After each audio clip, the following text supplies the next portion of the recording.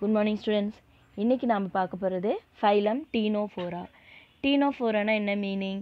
Greek வேர்ட்ல டீனஸ் அப்படினா கோம் அப்படினு அர்த்தம். போரஸ்னா பேரிங். அப்ப சீப்பு போன்ற உடலமைப்பை பெற்றுள்ள உயிரினங்கள் அப்படினு தான் இதுக்கு அர்த்தம். அப்ப Ctenophora-ல இருக்கக்கூடிய அனிமல்ஸ் எல்லாம் மோஸ்ட்லி மெரைன், கடல்ல வாழக்கூடிய உயிரினங்கள் இதுல இருக்கு. சிமெட்ரி அப்படினு எடுத்துட்டா என்ன சிமெட்ரி? ரேடியல் சிமெட்ரி, ஆரப்போக்கு உடையது. அது டிப்ளோபிளாஸ்டிக் அனிமல். டிப்ளோபிளாஸ்ட்னா எக்டோடம் எண்டோடம் இருக்கும்.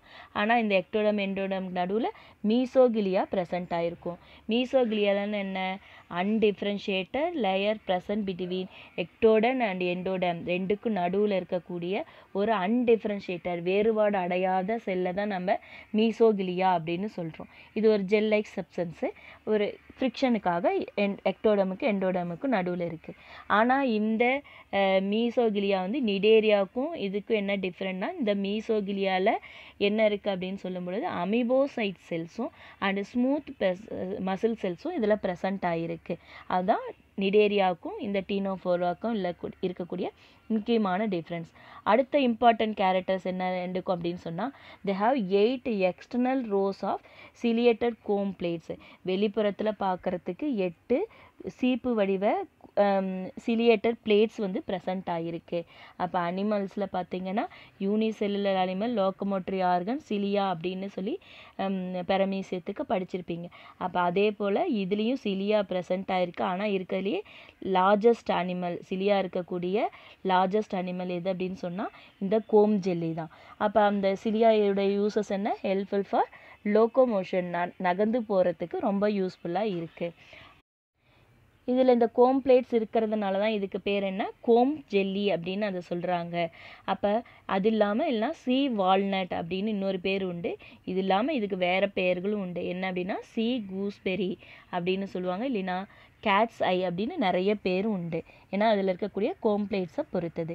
அடுத்து இதனுடைய இருக்கிற ஸ்பெஷல் கேரக்டர் என்னென்னா பயோலூமினன்சன்ஸ், அதாவது லைட்டை எமிட் பண்ணக்கூடியது இதனுடைய முக்கியமான கேரக்டராக இருக்குது. இதில் டயக்ராமில் பார்த்தீங்கன்னா தெரியும், லைட்டு இதில் நல்லா ஒவ்வொரு ரோஸ்லேயும் தனியாக தெரியும். அதாவது அதில் ஒவ்வொரு பிளேட்லேயும் பார்த்தீங்கன்னா அதில் வானவில் போன்ற நிறங்கள் இருக்கும். ரெயின்போ கலர்ஸு இந்த கோம் பிளேட் வந்து ஜெனரேட் பண்ணும். அதுதான் ஜெல்லி ஃபிஷ்ஷுக்கும் இதுக்கு இருக்கக்கூடிய முக்கியமான கேரக்டர்ஸ். இன்னொன்று இதில் தனியாக ஸ்பெஷல் கேரக்டர் என்ன சொன்னேன்? பயோலூமினன்சன்ஸ், அதாவது உயிர் ஒளிர்த்தல் அப்படின்னு பேர். அப்போ எந்தெந்த அனிமல் தான் ability of the living organism to emit light, எந்தெந்த உயிரினங்களுக்கு இந்த வெளிச்சத்தை உமிழக்கூடிய தன்மை இருக்கோ அந்த அனிமல்ஸ் வந்து பயோலூமினன்சன்ஸ் அனிமல்ஸ் அப்படின்னு சொல்கிறோம். வேறு இதே மாதிரி ஒளி தரக்கூடிய அனிமல்ஸ் அப்படின்னு சொன்னால் ஃபயர் ஃப்ளை உங்களுக்கு தெரியும், சின்னதில் படிச்சிருப்பீங்க. நெருப்பு பூச்சி அப்படின்னு சொல்லுவாங்க. பின்பக்கத்தில் அந்த நெருப்பு எரிஞ்சிட்டு போகாது, நீங்கள் பார்த்துருப்பீங்க. அது இல்லாமல் இன்னும் பார்த்தீங்கன்னா கடலில் இருக்கக்கூடிய மற்ற பயோலூமினன்சன்ஸ் அனிமல்ஸ் என்னென்னா வைப்பர் ஃபிஷ் ஒன்று, சி ஃபயர் ஃப்ளை ஒன்று, டீப் சி ஷ்ரிம்ப், இதெல்லாம் வந்து பயோலூமினன்ஸ் தரக்கூடிய மற்ற அனிமல்ஸ் அப்படின்னு சொல்கிறோம். அடுத்தது இதில் இருக்கக்கூடிய இன்னொரு இம்பார்ட்டன்ட் கேரக்டர்ஸ் என்னென்னா, இது நிடேரியா மாதிரி என்ன இருக்காதுன்னா ஸ்டிங் செல்ஸ் வந்து இதில் ஆப்சண்ட் ஆகிருக்கும். அப்போ அதுக்கு பதிலாக வேறு என்ன ரீப்ளேஸ்மெண்ட் இருக்குது அப்படின்னு சொன்னால் lasso cells and colloblast cells. Lasso செல்ஸும் கோலோபிளாஸ்ட் செல்ஸும் இருக்கும். அப்போ அதனுடைய டெண்டக்கல்ஸில் பார்த்தீங்க அப்படின்னு சொன்னால் இந்த அங்கே இடத்துல ஸ்டிங் செல்ஸ் இருக்கும். ஆனால் அதுக்கு பதிலாக இங்கே என்ன செஞ்சுருக்கேன்? இதுதான் லாசோ பிளாஸ்ட் செல்ஸ், இல்லை லாசோ செல்ஸ் அப்படின்னா கோலோபிளாஸ்ட் செல்ஸ் அப்படின்னு சொல்கிறோம். இப்போ இந்த லாசோ செல்ஸில் பார்த்தீங்கன்னா கீழே நர்வ் செல்ஸ் இருக்குது. அது இல்லாமல் நடுவில் அட்ஹென்சிவ் கிரானியூல்ஸ், அட்ஹென்சிவ்னா பசையை தரக்கூடிய கிரானியூல்ஸ் வந்து அதில் இருக்குது. அப்போ அந்த பசை இருக்கிறதுனால இது அட்ஹென்சிவ் மெட்டீரியல்ஸ், அதாவது பசை ஒட்டக்கூடிய தன்னுடைய மெட்டீரியலை இந்த கிரானியூல்ஸ் வந்து கொடுக்கும். அதனால் மேலே அந்த பசை மாதிரி இருக்கும். அப்போ எப்போ வந்து பக்கத்தில் வந்து ஒரு ப்ரே உணவு வருதோ அப்போ அதை என்ன செய்யும்? இது மேலே ஒட்டிக்கிட்டு அந்த அனிமல்ஸ் அப்படியே எடுத்துக்கும். அப்போ இந்த வந்து அங்கே ஸ்டிங் செல்ஸுக்கு பதிலாக இதில் இருக்கிறது முக்கியமான கேரக்டர்ஸ் என்னென்னா என்ன செல் இருக்குது? ஸ்பெஷல் செல்லு லாசோ செல்ஸ் இல்லைன்னா கோலோபிளாஸ்ட் செல்ஸ். அடுத்து டைஜஷன் அப்படின்னு வரும் பொழுது both extra cellular and intra cellular 2 டைஜஷனும் இருக்குது. செல்லுக்குள்ளேயும் டைஜஷன் ஆகும், செல்லுக்கு வெளியேயும் டைஜஷன் ஆகும். ரீப்ரொடக்ஷன் அப்படின்னு சொன்னால் செக்ஷுவல் ரீப்ரொடக்ஷன் தான் இதில் இருக்குது, இது ஏசெக்ஷுவல் கிடையாது. அப்போ மேக்ஸிமம் அனிமல்ஸ் எப்படி இருக்கும், மோனோஈசியஸ் அனிமல், அதான் ஹெர்மாப்ராடைட் அனிமல்னு சொல்கிறோம் இல்லையா. மோனோஈசியஸ்னு அர்த்தம் male and female character present in same அனிமல்னு அர்த்தம். அப்போ ஒரே அனிமல்குள்ளேயே மேலோடைய ரீப்ரொடக்டிவ் ஆர்கன்ஸும் ஃபீமேல் ரீப்ரொடக்டிவ் ஆர்கன்ஸ் இருந்ததுன்னா அது ஹெர்மாப்ராடைட் ஆர் மோனோஈசியஸ் அனிமல் சொல்கிறோம். அப்போ செக்ஸஸ் ஆர் நாட் செப்பரேட்டட், தனித்தனியாக மேல் தனியாக ஃபீமேல் தனியான்னு இருக்காது. அப்போ ஒரே அனிமல்குள்ளேயே 2 கேரக்டர்ஸும் இருக்கக்கூடியது. அதனால் மேக்ஸிமம் இதில் என்ன இருக்கும், செக்ஸுவல் ரீப்ரொடக்ஷன் தான் நடக்குது. அப்போ இந்த ரீப்ரொடக்ஷன் நடந்ததுக்கப்புறம் பார்த்திங்கன்னா வரக்கூடிய egg fertilize egg external fertilization தண்ணியில் நடக்குது, பாடிக்குள்ளே நடக்காமல் தண்ணியில் நடக்கிறதுனால இது எக்ஸ்டர்னல் ஃபெர்டிலைசேஷன் சொல்கிறோம்.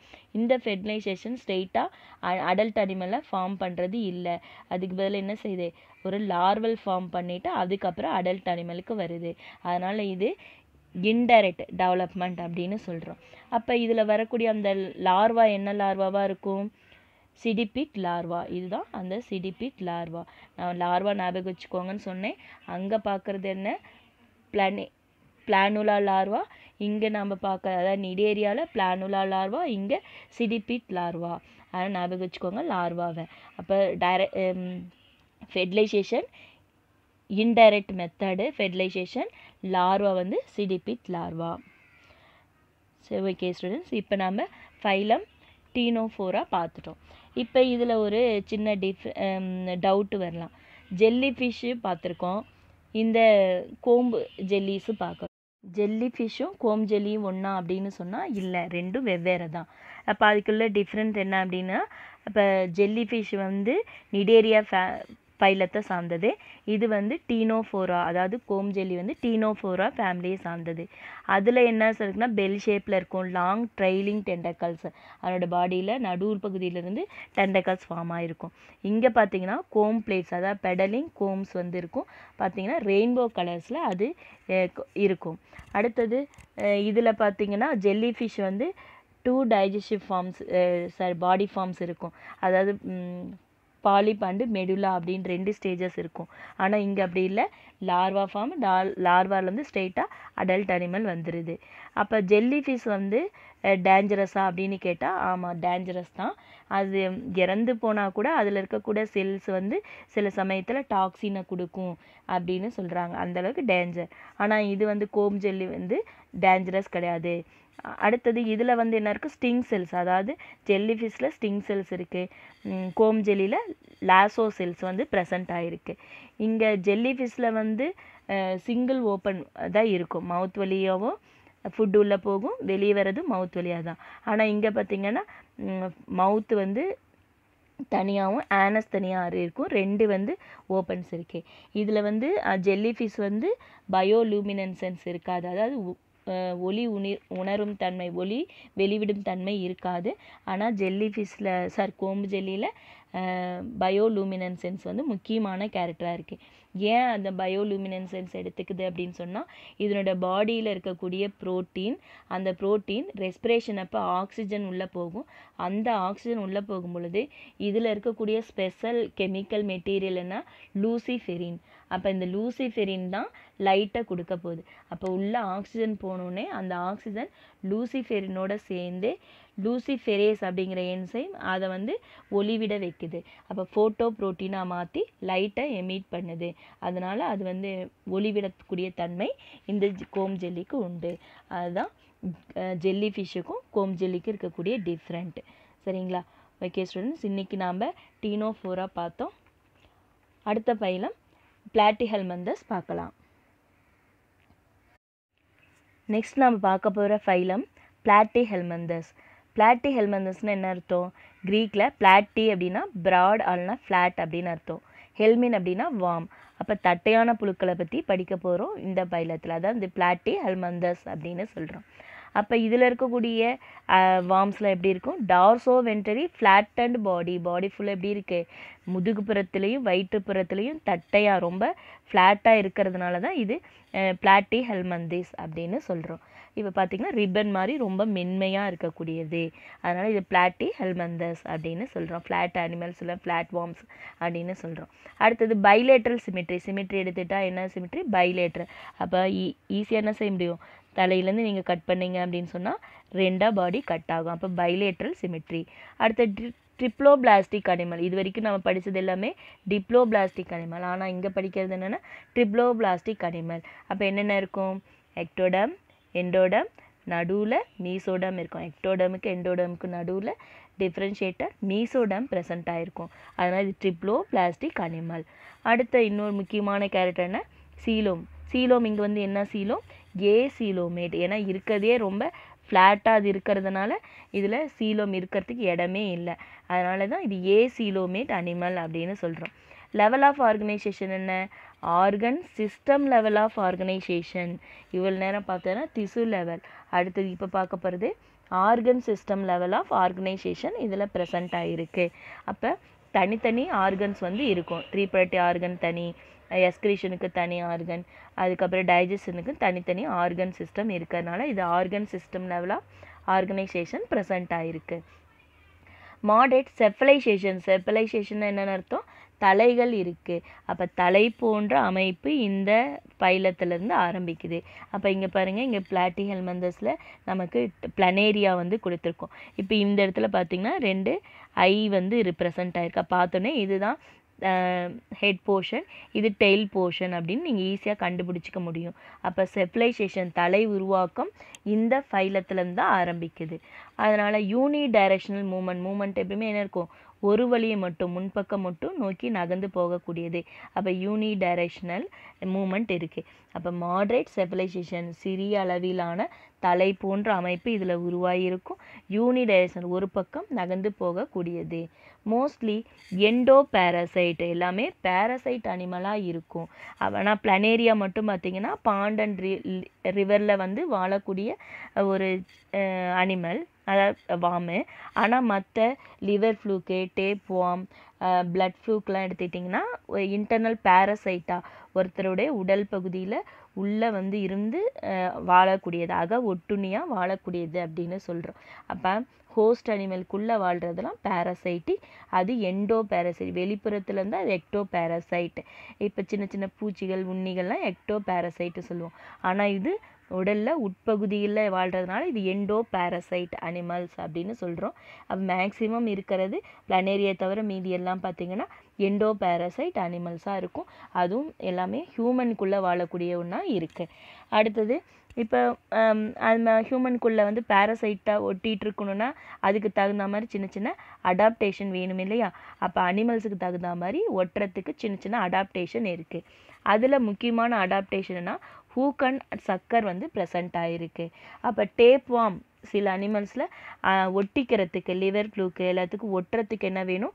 சின்ன சின்னதாக ஹூக்கு, முட்கள் போன்ற அமைப்பு வேணும், கொக்கிகள் வேணும். அதே சமயத்தில் சர்க்கஸ் அப்படிங்கிற அமைப்பு, உறிஞ்சிகள் ஒட்டுறதுக்கு உறிஞ்சிகள் தேவை, அது சர்க்கஸ் ஹூக்ஸு தேவை. இப்போ இது வந்து நான் பார்த்திங்கன்னா ஒரு டேப் வார்முடைய ஹெட் போர்ஷன். இந்த ஹெட் போர்ஷனில் பார்த்தீங்க, இங்கே பார்த்தீங்கன்னா ஹூக்ஸ் வந்து ப்ரெசண்ட் ஆகிருக்கு. மேக்ஸிமம் 30லேருந்து 32 ஹூக் வந்து இதில் ப்ரெசண்ட் ஆகிருக்கும். அதே போல் சர்க்கஸ்ன்னு எடுத்துட்டிங்கன்னா உறிஞ்சிகள் ஒட்டுறதுக்கு 4 வந்து சர்க்கஸ் இருக்கா, 4 வந்து சர்க்கர் இருக்குது ஒட்டுறதுக்கு. அப்போ இது வந்து என்ன செய்யுது? இண்டஸ்டைனுக்கு உள்பகுதியில் வாழும் பொழுது அந்த இண்டஸ்டைன்லேருந்து நகர்ந்து போகாமல் இருக்கிறதுக்கு அது மேலே கொக்கி வச்சு பிடிச்சிக்குது. அதே சமயம் சர்க்கர்ஸ் வச்சு உறிஞ்சி அந்த குடலில் இண்டஸ்டைனில் ஒட்டிக்குது, ஸ்மால் இண்டஸ்டைனில் ஒட்டிக்கிறது. அப்போ ஒட்டுறதுக்கு தகுந்த மாதிரி அது பாடியில் இந்த மாடிஃபிகேஷன் இருக்குது. அதே போல் லிவர் ஃப்ளூக்லேயும் என்ன இருக்குன்னா ஓரல் சர்க்கஸ் இருக்கும். அது இல்லாமல் வென்ட்ரல் சர்க்கஸ்ன்னு 2 சர்க்கஸ் ஒட்டுறதுக்கு உறுப்புகள் இருக்குது. அது வந்து அப்படியே லிவரில் ஒட்டிக்கும். அப்போ அது தகுந்த மாதிரி அனிமலுக்கு தகுந்த மாதிரி சர்க்கஸும் ஹூக்ஸும் வந்து பேரசைட் அனிமல்ஸுக்கு தகுந்த மாதிரி அடாப்டேஷனில் மாறி இருக்குது. அடுத்தது டைஜஷன் சிஸ்டம். பேரசைட்டிக் அனிமல்ஸாக மோஸ்ட்லி இருக்கிறதுனால இது டைஜஸ்ட் சிஸ்டம் வந்து ஒரு இன்கம்ப்ளீட் டைஜஸ்டிவ் சிஸ்டமோ இல்லைன்னா ஸ்ட்ரெயிட்டாக அதோட பாடி சர்ஃபேஸே ஃபுட்டை வந்து அப்சர்வ் பண்ணக்கூடியதாக இருக்கும். இப்போ எக்ஸாம்பிள் பிளானேரியா எடுத்துட்டிங்கன்னா அது பாண்டு ரிவரில் வந்து தனித்து வாழக்கூடியது. அதனால் அதுக்கு இன்கம்ப்ளீட் டைஜஸ்டிவ் சிஸ்டம் இருக்குது அப்படின்னு சொல்லி ஏற்கனவே நம்ம டைஜஸ்ட் சிஸ்டத்தில் பார்த்தோம். கம்ப்ளீட் டைஜஸ்ட் சிஸ்டம், இன்கம்ப்ளீட்டுக்கு எக்ஸாம்பிள் பிளானேரியான்னு பார்த்தோம் இல்லைங்களா. அதே போல் இங்கேயும் இன்கம்ப்ளீட் டைஜஸ்ட் சிஸ்டம் இன்னும் ஒரு என்ன ஃப்ளூக் இருக்குது அப்படின்னு சொன்னால் லிவர் ஃப்ளூக்குக்கு இருக்குது, அதாவது கல்லீரல் புழுவில் இருக்குது. இப்போ இந்த இன்கம்ப்ளீட் டைஜஸ்ட் சிஸ்டம் இருக்க காரணம் என்னென்னா அது லிவரில் அப்படியே ஒட்டி வாழக்கூடியது. அப்போ ஏற்கனவே என்ன செஞ்சுருக்கு, டைஜஸ்ட் ஆன இல்லைன்னா செமி டைஜஸ்டட் ஃபுட்டை ஸ்ட்ரெயிட்டாக அதனோட பாடி சர்ஃபேஸை அப்சர்வ் பண்ணிக்கும்.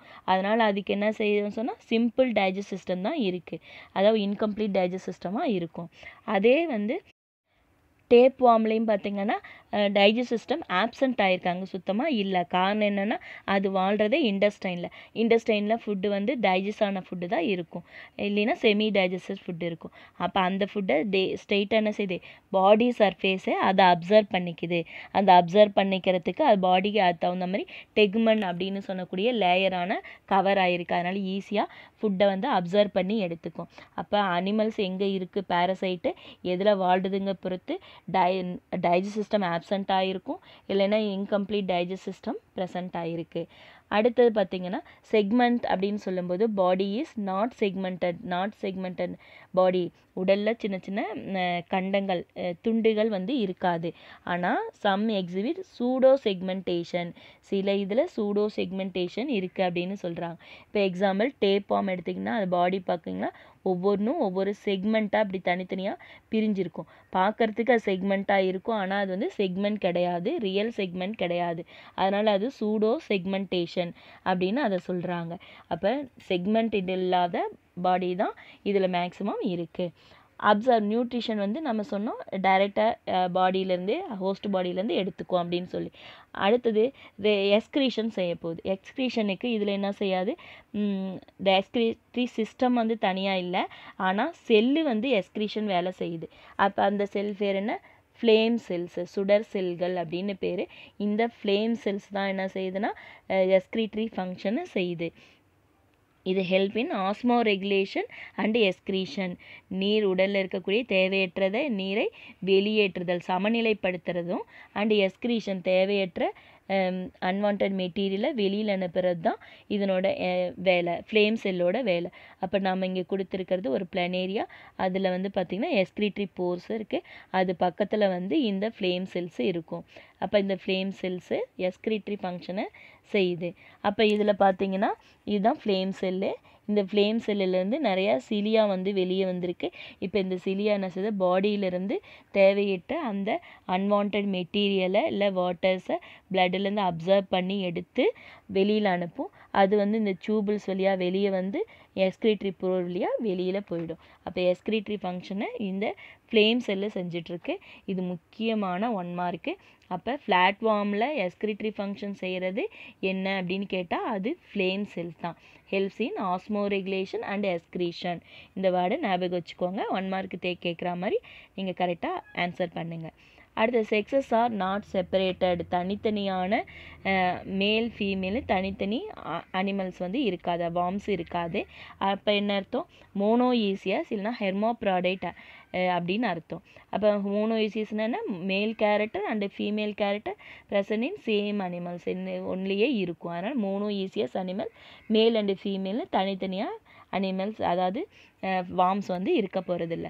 ஃபெர்டிலைசேஷன் அப்படின்னு எடுத்துக்கிட்டோன்னா ஃபெர்டிலைசேஷன் வந்து இன்டர்னல் ஃபெர்டிலைசேஷன் தான், உடலுக்கு உள்ளேயே நடக்கக்கூடியது. Fertilisation internal fertilisation. ஆனால் இது என்னது, டெவலப்மெண்ட் பார்த்திங்கன்னா இன்டைரக்ட் டெவலப்மெண்ட். அப்போ இன்டைரக்ட் டெவலப்மெண்ட்னா என்ன அர்த்தம், ஸ்ட்ரெயிட்டாக என்ன செய்யாது, அடல்ட் அனிமலாக வராது. எக்லேருந்து லார்வல் ஃபார்ம் தான் திரும்ப அடல்ட்டாக மாறும். அப்போ இன்டைரக்ட் டெவலப்மெண்ட்டு தான் இருக்குது. மோஸ்ட்லி இதில் வந்து பார்த்திங்கன்னா இருக்கிறது special type of indirect development என்னென்னா பாலி எம்பிரியானி. இது ரொம்ப முக்கியமான கேரக்டர். பாலி எம்பிரியானி அப்படின்னு அர்த்தம் the formation of more than one embryo of a single fertilization. ஒரு fertilization அப்போ ஒன்றுக்கு மேற்பட்ட கருக்கள் உருவாச்சுன்னா அது பேர் பாலி எம்பிரியானி அப்படின்னு சொல்கிறோம். இந்த பாலி எம்பிரியானி எதில் இருக்குது அப்படின்னு சொன்னால் லிவர் ஃப்ளூக்கில் காமனாக இருக்குது. லிவர் ஃப்ளூக் கல்லீரல் புழு இருக்குது இல்லையா, அந்த புழுவில் பாலி எம்பிரியானி இருக்குது. இப்போ இந்த லிவர் ஃப்ளூக்கோட லைஃப் சைக்கிள் இங்கே பாருங்கள். இந்த லைஃப் சைக்கிளில் இப்போ கோட்டு இல்லைன்னா பீஃபில் இருக்கக்கூடிய லிவரில் இருக்க அதனுடைய எக்கு என்ன ஆகுதுன்னா லிவர் ஃப்ளூக்கோட எக்கு மிராசிடியம் லார்வாவாக மாறுது. இந்த மிராசிடியம் லார்வா அடுத்ததுன்னா ஸ்போரோசிஸ்ட் லார்வாவாக மாறும். ஸ்போரோசிஸ்ட்டு ரிடியா லார்வாவாக மாறி அது ஸ்னெயிலோட பாடிக்கு போகுது. அங்கே அது சர்க்கேரியா லார்வாவாக ஃபார்ம் பண்ணுது. இந்த சர்க்கேரியா லார்வா திரும்ப சிஸ்டாக மாறி அங்கே செடிங்க தண்ணியில் இருக்கக்கூடிய செடிங்களில் ஒட்டிகிட்டு இருக்கும். எப்போ திரும்பவும் இந்த கோட்டோ இல்லை பீஃபோ போய் அந்த இலைகளை சாப்பிடும்போது அதில் இருக்கக்கூடிய அந்த சிஸ்ட்டு திரும்ப அதனுடைய லிவருக்கு போகுது. இப்படி தான் அந்த லிவர் ஃப்ளூக்கோட லைஃப் சைக்கிள் நடக்குது. அப்போ இதில் நிறைய எம்ப்ரியோஸ் இருக்குது. என்னென்ன எம்ப்ரியோஸ்னால் மிராசிடியம், போரோசிட், ரிடியா அண்டு சர்க்கேரியா லார்வா. இத்தனை லார்வா வந்து இருக்கிறதுனால இது பாலி எம்பிரியானி அப்படின்னு இதை நம்ம சொல்கிறோம். அடுத்தது சில பிளாட்ஃபார்ம் என்ன செய்யுது அப்படின்னு சொன்னால் ஏசெக்சுவல் ரீப்ரொடக்ஷன் எடுத்துக்குது. அந்த ஏசெக்சுவல் ரீப்ரொடக்ஷன் எதுலன்னா பிளனேரியாவில் ஏசெக்சுவல் ரீப்ரொடக்ஷன் நடக்குது. அப்போ இதில் இருக்கக்கூடிய ஏசெக்சுவல் ரீப்ரொடக்ஷன்னா ரீஜெனரேஷன், அதாவது என்னது இழந்த பகுதிகளை மீட்டுதல் அப்படின்னு அர்த்தம். இந்த பிளனேரியாவில் ஹை லெவல் ஆஃப் ரீஜெனரேஷன் இருக்குது. இப்போ பிளனேரியாவை நம்ம 3 பார்ட்ஸாக நம்ம கட் பண்ணுறோம் அப்படின்னு சொன்னால் உடைந்த ஒவ்வொரு பார்ட்டும் ஒரு தனி பிளனேரியாவை உருவாக்கிடும். அப்போ அந்தளவுக்கு ரீஜெனரேஷன் வந்து இதில் இருக்குது.